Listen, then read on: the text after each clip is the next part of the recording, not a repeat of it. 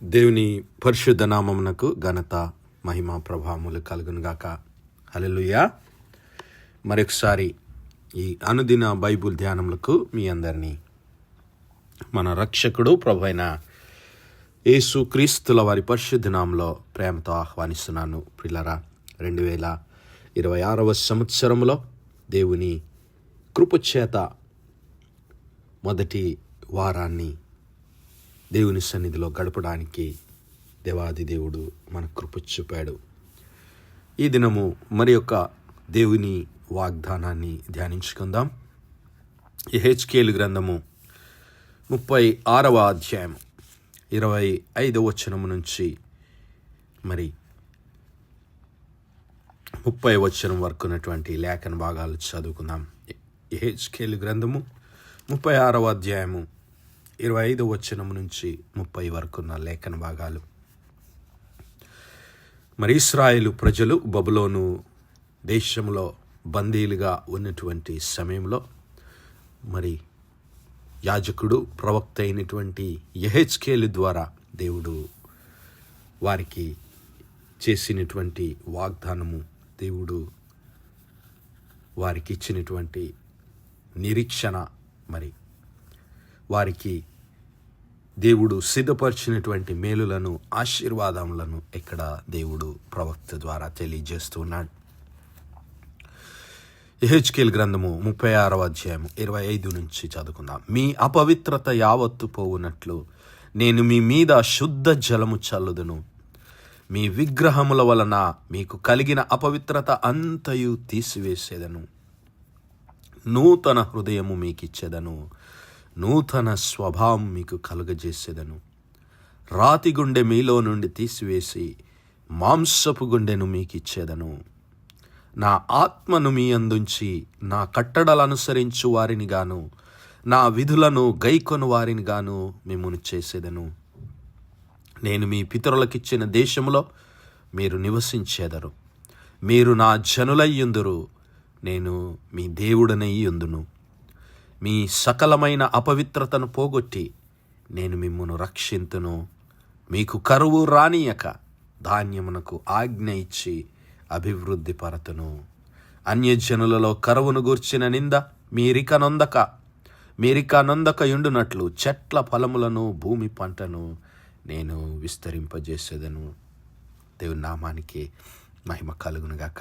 ప్రియులారా, మరి ఇశ్రాయేలు ప్రజలు దేవుని సన్నిధిలో తిరుగుబాటు చేసి దేవుని ఆజ్ఞలను పాటించక, దేవుని కట్టడలను అనుసరించక, దేవునిపై తిరుగుబాటు చేసి దేవునికి అవిధేయులుగా జీవిస్తూ ఉన్నప్పుడు మరి దేవుడు తాను మోషే ద్వారా తెలియజేసిన మాటలనన్నింటినీ వారి జీవితంలో నెరవేరుస్తున్నాడు. ద్వితీయోపదేశ కాండంలో మనం గమనిస్తే, నిర్గమాకాండంలో మనం చూస్తే మరి మోషే ద్వారా దేవుడు తెలియజేశాడు, మీరు నా కట్టడలను అనుసరించి, నా ఆజ్ఞలను అనుసరించి మీరు జీవిస్తే, ఇదిగో మీరు వెళుతున్నటువంటి ఆ వాగ్దాన దేశంలో, ఆ పాలు తేనెలు ప్రవహించే దేశంలో మీరు నా ఆజ్ఞలకు లోబడి జీవిస్తే, నా కట్టడలను మీరు గైకొని వారుగా ఉంటే మిమ్మల్ని దీవిస్తాను, ఆశీర్వదిస్తాను అని వాగ్దానం చేశాడు. ఒకవేళ మీరు గనుక నా సన్నిధానంలో నా ఆజ్ఞలకు లోబడి జీవించనలక అన్య దేవతల వైపు మీరు వెళ్ళిపోతే, అనగా మరి మీరు వేరే దేవతలను కొలిస్తే, అన్యులతో మీరు కలిసి జీవిస్తే, మీరు నా ఉగ్రతకు గురవుతారు, నా కోపమునకు గురవుతారని దేవుడు ఆనాడే తెలియజేశాడు. తెలియజేసిన మాదిరిగా అనేక సార్లు ఇశ్రాయేలు ప్రజలు ఆ కనాను దేశంలో జీవించి దేవుని ప్రేమను నిరర్ధకం చేశారు. దేవుని కృపను, దేవుని క్షమాపణను వారు మరి లెక్క చేయక తమ ఇష్టానుసారముగా జీవించి, తమ ధనమే వారికి దేవత అయిపోయింది, తమ జ్ఞానమే వారికి దేవుడైపోయాడు. అది చాలదన్నట్లు మరి అన్యులతో కలిసి విగ్రహారాధనలో అన్నిటిలో వారు పాల్గొంటూ దేవునికి దూరమైపోయి దేవుని సన్నిధిలో అపవిత్రులుగా మారిపోయారు. అయినప్పటికీ మరి దేవుడు వారిని సంపూర్ణంగా నశింపజేయక వారిని పవిత్రపరచడానికి దేవుడు వారిని ముందుగా ఆ శత్రువుల చేతికి అప్పగించాడు. బబులోను రాజుల చేతికి వారిని అప్పగించాడు. మరి అప్పగించినటువంటి ఆ దేవుని ఉద్దేశం ఏమిటి అంటే, ప్రిల్లరా, ఇదిగో వారిని తిరిగి దేవుని వైపు చూడటానికి, తిరిగి మరి వారు దేవుని కనుగొనడానికి, తిరిగి వారు దేవుని కొరకు ఆశ కలిగి ఒక నూతన ఆశ వారిలో పుట్టించడానికి దేవుడు వారిని కల్దీయుల చేతికి అనగా బబులోను రాజు చేతికి, నెబుకద్నెజరు వారిని పట్టుకొని పోవడానికి దేవుడు ఆజ్ఞ ఇచ్చాడు. అయితే దేవుని ఉద్దేశాలు వారి యొక్క మేలు కొరకే కానీ వారి కీడును ఉద్దేశించినవి కావు. రాబోవు కాలంలో వారికి మేలు కలగటానికే, రాబోవు కాలంలో వారికి నిరీక్షణ కలగటానికే దేవుడు మరి అలాగూ చేశానని ఇర్మియా గ్రంథం 29వ అధ్యాయంలో దేవుడు ఆ విషయాలు తెలియజేశాడు. అయితే ఇక్కడ అంటున్నాడు, ఇదిగో మీ అపవిత్రత యావత్తు పోవునట్లు నేను మీ మీద శుద్ధ జలము చల్లుదును.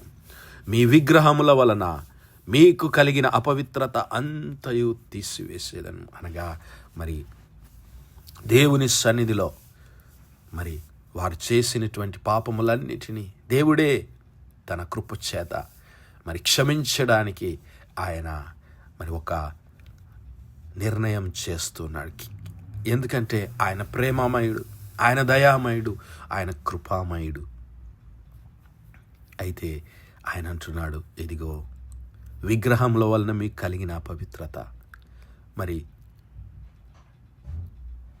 మీ స్వభావము చేత మీకు కలిగింది, మీ హృదయంలో మరి మీ హృదయము నిండి పాపము చేత నింపబడింది, ఆ పాపము చేత మీ హృదయం అపవిత్రపరచబడింది. కాబట్టి ఆ హృదయాన్ని మీకు తీసివేసి నేను నూతన హృదయాన్ని మీకు ఇస్తాను, నూతన స్వభావాన్ని మీకు కలుగజేస్తాను.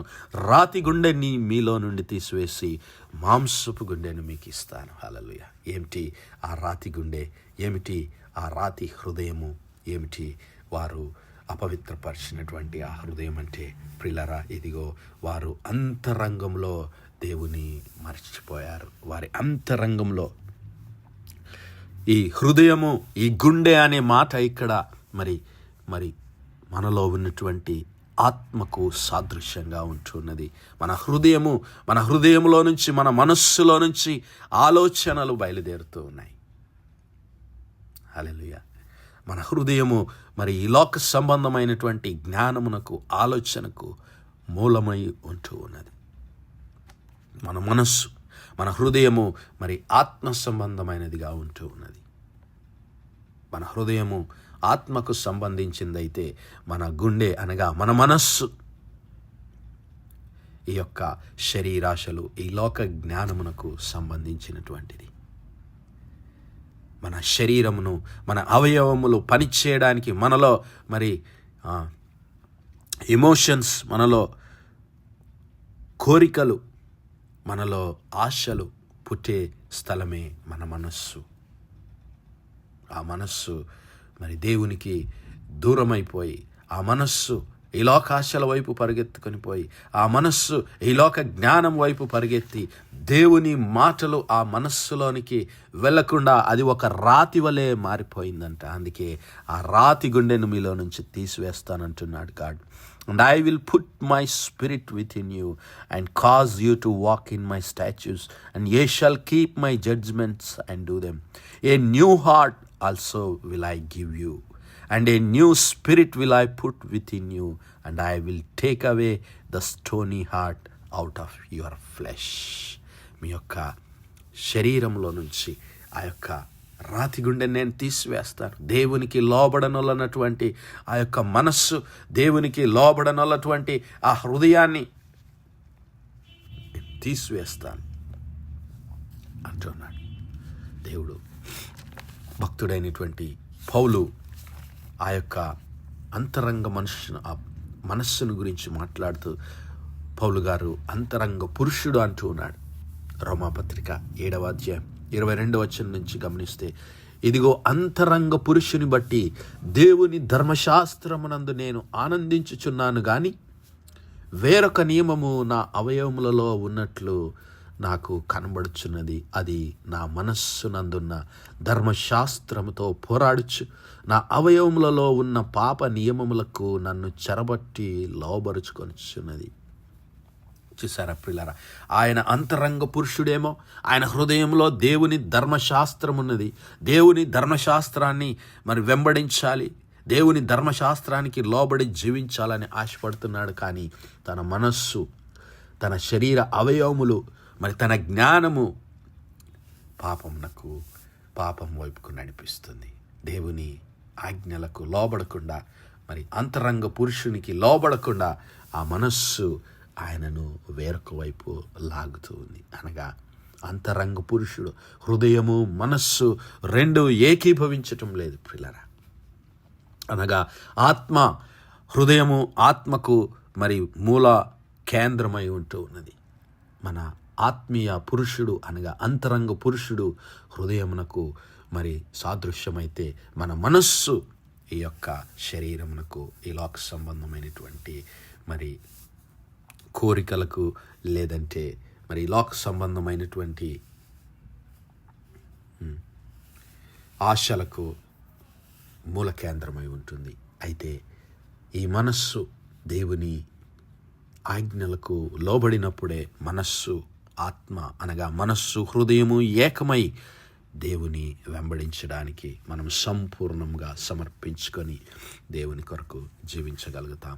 అందుకే మరి సామెతల గ్రంథం 4వ అధ్యాయం 23వ వచనంలో మనం చూస్తే, అక్కడ భక్తుడు రాజైనటువంటి సొలొమోను గారు ఏమంటాడంటే, ఇదిగో నా కుమారుడా, నీ హృదయంను భద్రంగా దాచుకొనుము. నా కుమారుడా, ఇదిగో నీ హృదయములో నుండి జీవధారలు బయలుదేరును కాబట్టి అన్నిటికంటే ముఖ్యముగా నీ హృదయమును భద్రముగా కాపాడుకొను. హల్లెలూయా. ఈ 2026వ సంవత్సరంలో మన హృదయం దేవుని మాటల చేత నింపబడి, దేవుని జీవపు వాక్కుల చేత నింపబడి, క్రీస్తు ప్రభుల వారి పరిశుద్ధ రక్తము చేత మన హృదయం శుద్ధీకరించబడి, ఆయన కొరకు మరి పవిత్రమైనదిగా, పరిశుద్ధమైనదిగా ఆయనకు సమర్పించడానికి తీర్మానం చేసుకుందాం. దేవుడు మనకు ఆయన సహాయం చేస్తానంటున్నాడు. ఇదిగో రాతి గుండెను మనలో నుంచి తీసివేసి మరి మాంసపు గుండెను, అనగా దేవుని మాటలకు లోబడేటటువంటి మృదువైనటువంటి మనస్సు, మరి నూతన హృదయము, మరి మన ఆత్మ దేవుని ఆజ్ఞలకు లోబడే విధంగా, దేవుని ఆజ్ఞలను గైకొనేటటువంటి హృదయాన్ని, జీవపు దారలు బయలుదేరేటువంటి హృదయాన్ని దేవుడు మనకు అనుగ్రహిస్తానంటున్నాడు. కాబట్టి క్రీస్తు ప్రభుల వారిని మరి మన హృదయంలో చేర్చుకుందాం. ఆయన జీవము కలిగిన మాటలను మన హృదయంలో చేర్చుకొని ఈ 2026వ సంవత్సరంలో దేవుడు అనుగ్రహించేటటువంటి నూతన హృదయమును, నూతన స్వభావమును పొందుకొని ఆయన సాక్షులుగా జీవిద్దాం. అతి కృప, అతి ధన్యత దేవుడు మనందరి జీవితాల్లో దయచేయనుగాక. ఆమేన్, ఆమేన్, ఆమేన్. ప్రార్థించుకుందాం. హల్లెలూయా, హల్లెలూయా, హల్లెలూయా, హల్లెలూయా. స్తోత్రం, స్తోత్రం, స్తోత్రం, స్తోత్రం, స్తోత్రములు తండ్రి. అత్యంత కృపాభరితుడువు, అత్యున్నత సింహాసనంపై ఆసీనుడవైన మా ప్రియ పరలోకపు తండ్రి, జీవము కలిగిన మా దేవా, సైన్యములకు అధిపతి వగు మా యెహోవా తండ్రి, కృపా కనికరములు గల మా ప్రభువా, సూర్యోదయం మొదలుకొని ఇంత మటుకు మా తండ్రి మీ చల్ల రెక్కల నీడని భద్రపరిచి, అయా మరొకసారి మీ ప్రియ కుమారుడు మా ప్రభువైన యేసు క్రీస్తుల వారి పరిశుద్ధ నామములో దేవా మీ కృపా సన్నిధానంలో ప్రార్థించడానికి సజీవ లెక్కలో మమ్మల్ని ఉంచిన దేవా మీకు స్తుతులు, స్తోత్రాలయ.